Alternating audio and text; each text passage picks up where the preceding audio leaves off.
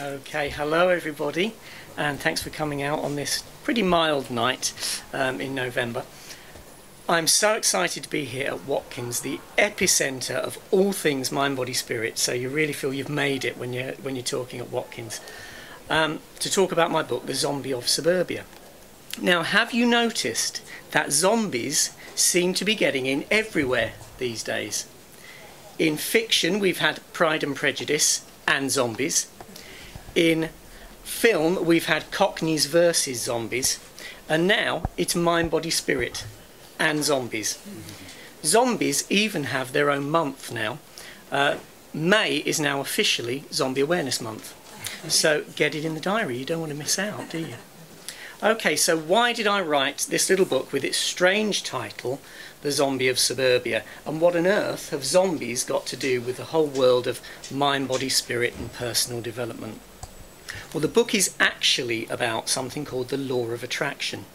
And for the uninitiated among you, the law of attraction basically states that everything in the universe is made up of energy.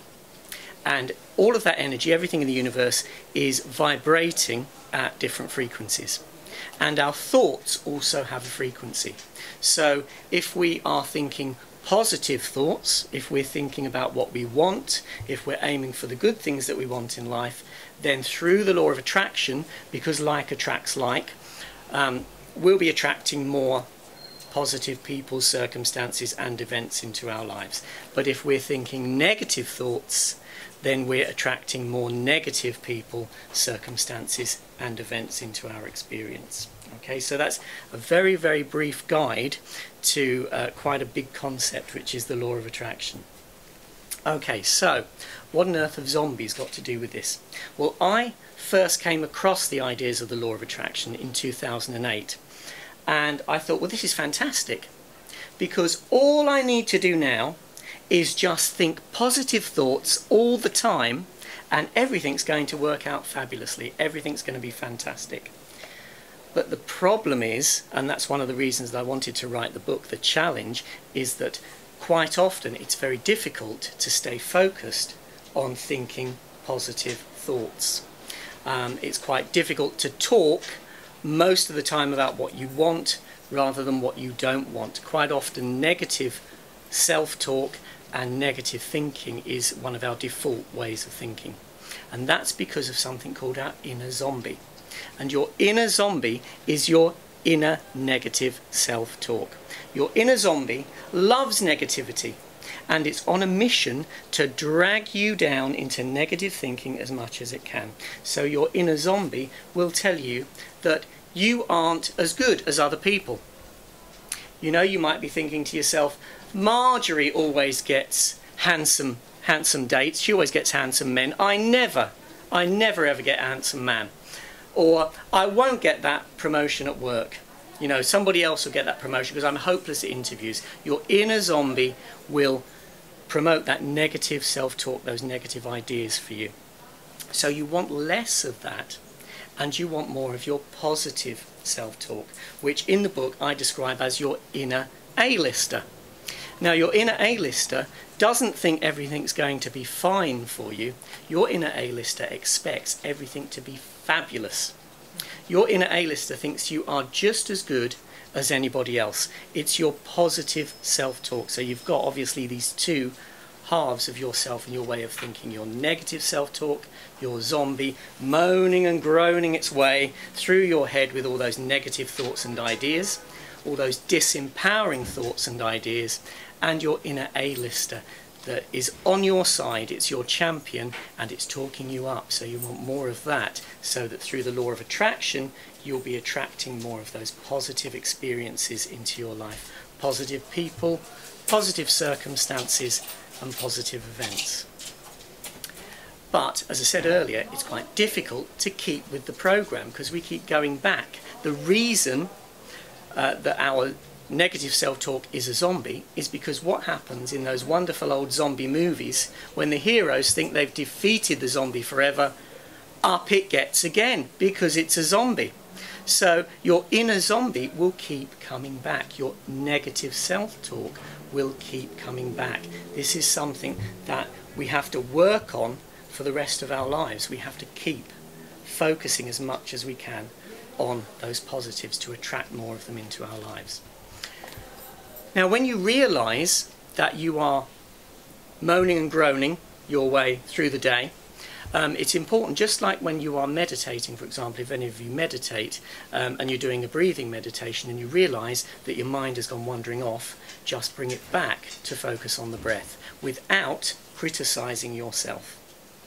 So it's exactly the same with the law of attraction. Noticing that you're thinking negatively, noticing that your inner zombie is on the rise, is a step in the right direction. So never criticise yourself for that. Just bring your mind back and focus on those positive affirmations.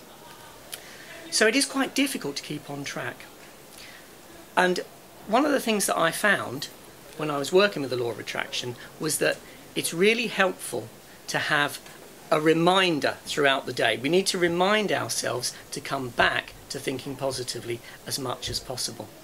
And I thought, what aid can we have to help us focus ourselves on positive thinking again? And I discovered that it was in my pocket. Now I'm going to get it out and show it to you, so don't be alarmed, it's going to be fine. It's actually your phone. Because how often do we look at our phone throughout the day? Maybe 10, 20, 30, 40 times. I'm always looking at my phone. I'll give you an example. I'm going to a cafe and I'm going to meet a friend there, and they're a little bit late, so I don't want to look like a lemon sitting there staring into space. There's no newspaper around to have a look at. I haven't got a book with me, so I get my phone out and I pretend to be looking at my phone. Okay, has anyone had this experience? So as soon as you wake your phone up, you have your screensaver on your phone. Okay, so if you have a positive screensaver, now I wanted to feel great this week because I was giving this talk. So my screensaver is damn you gorgeous. So I've downloaded that onto my phone. So every time I get my phone out and wake my phone up, I see my positive screensaver. Now I've got quite a few screensavers that you can download from my website, which is willjackson.guru. Always get the plug-in. But once you've done that and you've used all of those, you can go to Google and you can type in any positive phrase that you want. So for example, if you wanted to remind yourself that the law of attraction is working for you all the time, then you just type in the words law of attraction in Google search, click images, and lots of wonderful people have created wonderful graphics with the words law of attraction. And you can just download those and have them as a screensaver on your phone. So there is one way to remind yourself to keep coming back and focusing on positive affirmations and positive thoughts and positive focus. Okay, so you can use your phone for that. Now another thing that you can do with your phone, or you can do with your computer, is accepting a compliment. Let's think about accepting compliments and what we can do with that. Because very often, when people give us a compliment, I do this, I get quite embarrassed and I say, oh no, that's not me. You know, someone would say, you've got great dress sense. Honestly, I have. People have said it. No, they haven't, I'm just making it up. But you know, if someone says to you, you've got great dress sense, and you say, what, these old things? I just threw these on this morning. You should have seen what I had on yesterday. You know, we kind of throw that compliment, the gift of a compliment, we throw it back in the face of the person that gave it to us. But it's a wonderful gift. They've taken the time to say something good about us. So quite often we can forget compliments. We let them run through our fingers like sand. You know, when can you remember the last time someone gave you a great compliment? But boy, when someone criticises us and says something negative, we can take it to heart and let it fester there. And I can remember if someone said something negative about me or criticised me, you know, I can name the date, the time, the person. You know, someone said something negative. What were they thinking? But you know, you can take those negative comments and give them so much power.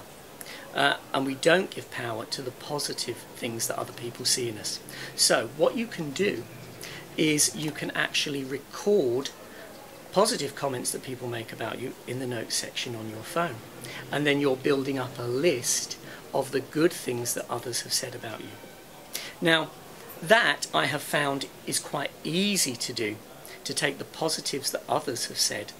Whereas I've tried some of the exercises that I've seen, such as looking in the mirror in the morning and saying to yourself, Will, I love you.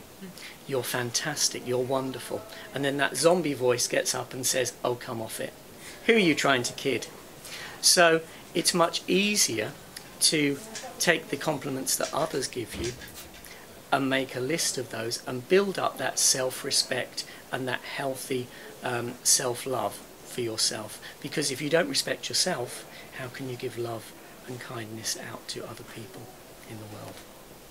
So that's a really important thing that you can do. And again, your phone can remind you, so you can have your positive screensaver and your positive things that other people have said about you. So those are just some of the ideas that are described in the book. And there are lots of other things that I found, you know, ways of overcoming the challenge of trying to stay on track with thinking positively about ourselves and focusing on the things that we want. And there are lots of those ideas that I wanted to share, and therefore that's why I wrote this book with its funny title, The Zombie of Suburbia. And that's what zombies have got to do with the world of mind, body, spirit. Now, one last thing that I wanted to mention in terms of the law of attraction is it's very, very human and very easy when we don't see some of those good things coming to us to give up. And we think, oh, it's just not working. It's hopeless. You know, I'm going to try something else. This law of attraction thing, it just doesn't work. But the universe doesn't have a time scale that it works to for us. When I first started working with these ideas of the law of attraction, it was 2008. And some of the things that have come into my life came very quickly. Others are still a work in progress. But what you want to bring into your life could be just around the corner. I'll give you an example. In 2010, I was single, divorced, and I decided that I wanted to find my perfect partner. And I used the ideas of working with the law of attraction, focusing on positive affirmations, writing down the qualities of the person that I would like to meet, doing all sorts of mad things, sending myself Valentine's cards from an imaginary person. All of those things to fool the universe, because the universe doesn't know whether what you're thinking is real or imagined, so it will work gradually to bring those things to you. But in 2011, no perfect partner. So I carried on, and in 2012, no perfect partner. And it wasn't until February 2013 that I met my perfect partner. But I could have given up and said, oh, it doesn't work. I never ever meet anybody, it never works, it's always a disaster, I'm hopeless with relationships, and I could have completely given up in January, and he was only a month away. So it's important to remember that sometimes the things you want are just a little bit further down the road, and it's important to keeping on with that positive focus. And the other important thing to remember when working with the law of attraction, of course, is that half of it is thinking it and the other half is feeling it, as if you have received what you want already.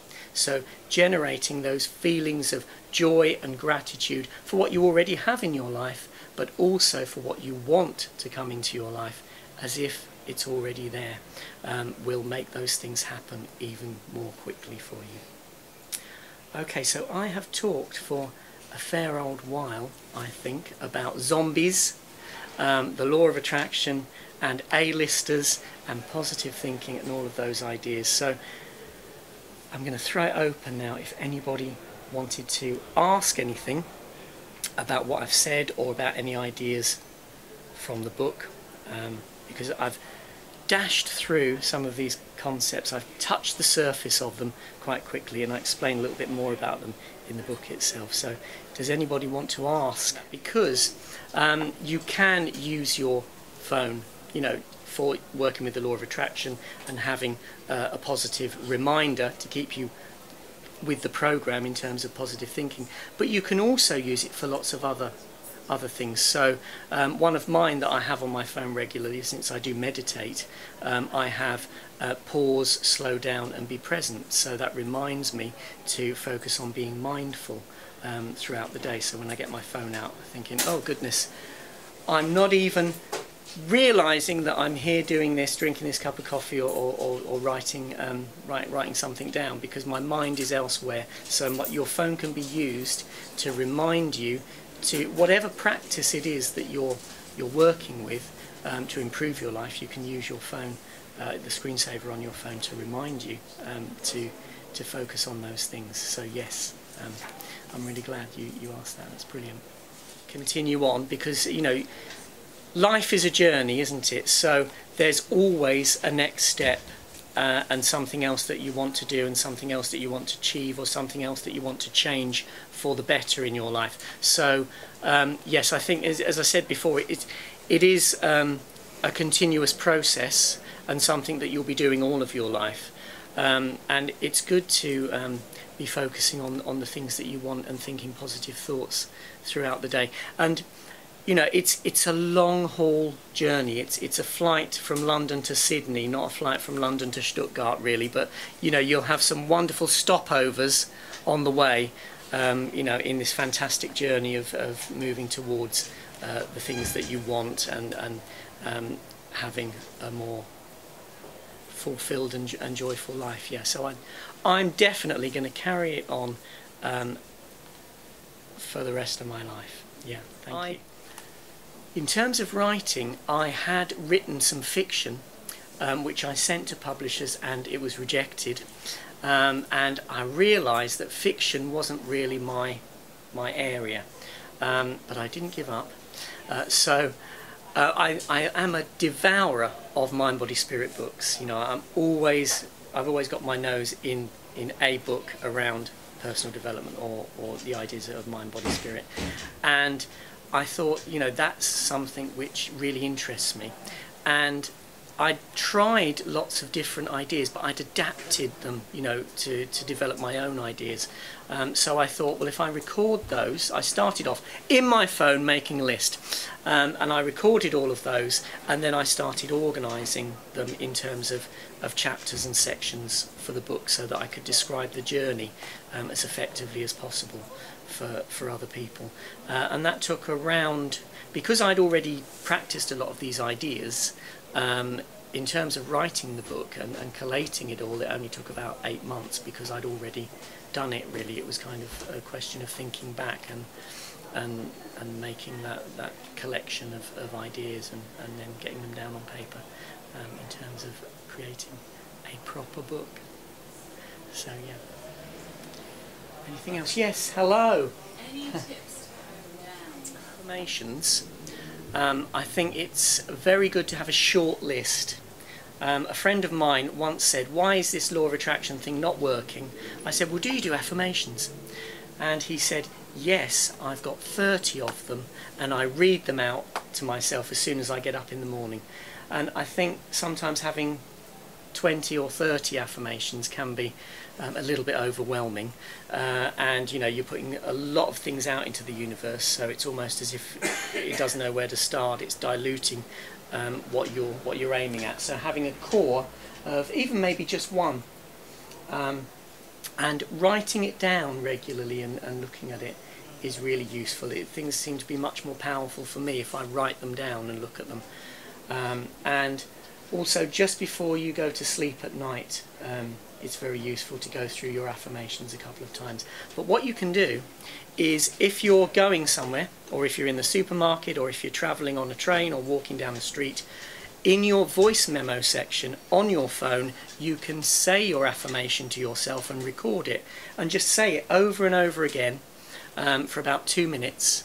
And then anytime you want to, you can play it to yourself on your headphones while you're walking down the street, and that keeps, you've got to keep reinforcing it until it gets into your subconscious and it becomes your default way of thinking.